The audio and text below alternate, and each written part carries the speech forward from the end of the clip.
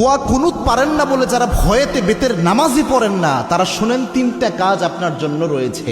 এই তিনটা কাজ করলে বেতের নামাজের পরিপূর্ণ সওয়াব আপনি পেয়ে যাবেন। সুবহানাল্লাহি বিহামদি। ইসলাম যে কত সহজভাবে আপনাকে সমাধান দিয়েছে কল্পনা করতে পারবেন না। এই যে বেতের নামাজে যে দোয়া কুনুতটা আমরা পড়ি, এটা কিন্তু অনেকের মুখস্থ হয় না, যার কারণে অনেক বড় দেখে অনেকে বেতের নামাজই পড়ে না যে আমি দোয়া কুনুত পারি না, আমি কি বা পড়বো। অথবা অনেকে এমন রয়েছে বেতের নামাজে দাঁড়িয়ে দোয়া কুনুতের সময় চুপ করে থাকে, একটা শব্দ করে না, এরকম আছে অনেকে। তো এরকম কোনোটাই মাধ্যমেই আপনার কিন্তু দোয়া কুনুতের যে হক এটা আদায় হচ্ছে না। এবং বেতের নামাজ এটা কিন্তু ওয়াজিব একটি নামাজ, এই নামাজকে আপনি ইচ্ছা করে ছেড়ে দিতে পারবেন না, এবং ওয়াজিব সবসময় চাইলে আপনি তরক করতে পারবেন না। এই জন্য বেতের নামাজ গুরুত্বপূর্ণ।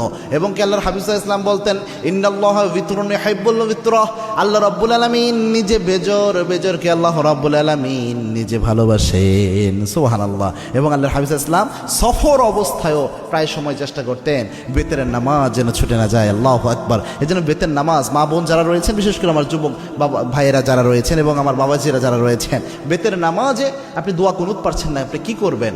প্রথম যদি আপনি দোয়া কুনুত না পারেন তাহলে আপনি যে দোয়াটা পড়বেন, রব্বানা আতিনা ফিদ দুনিয়া হাসানাহ ওয়া ফিল আখিরাতি হাসানাহ ওয়া কিনা আযাবান নার।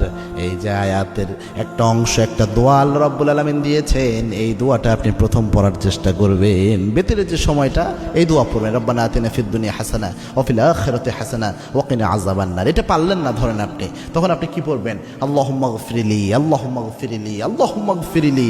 এটা বারবার আপনি পড়তে থাকবেন, তাহলেও দেখবেন ইনশাআল্লাহ বেতরের হক আদায় হবে। 3 নাম্বার হচ্ছে আপনি পড়বেন আস্তাগফিরুল্লাহ, আস্তাগফিরুল্লাহ, আস্তাগফিরুল্লাহ। তিনটার যে কোনো একটা যদি আপনি পড়েন, আশা করা যায় ইনশাআল্লাহ বেতরের হক সাময়িকভাবে আদায় হবে। তবে এটা এই সময় পর্যন্ত, যতদিন পর্যন্ত আপনার মুখস্থ না হয়। আপনি চেষ্টা করতেছেন মুখস্থ করার জন্য, পাশাপাশি এটা দিয়ে চালায়া যাবেন। এটা আপনি সারা জীবন করবেন, এটা কিন্তু হবে না। দুনিয়ার সব আপনি মুখস্থ করতে পারেন, মাথায় রাখতে পারেন, আর যেটা মৌলিক একটা বিষয় ইসলামের, এটা মাথায় রাখতে পারবেন না, এটা কিন্তু হতে পারে না। এই জন্য চেষ্টা করবেন যত দ্রুত সম্ভব কয়েকদিন রিডিং পড়েন, রাতের বেলায় ঘুমানোর আগে দোয়া কুনুতটা রিডিং পড়েন, দেখবেন ইনশাআল্লাহ আস্তে আস্তে মুখস্থ হয়ে যাবে। আল্লাহ রাব্বুল আলামিন আমাদের আমল করার তৌফিক দান করুন। আল্লাহুম্মা আমিন।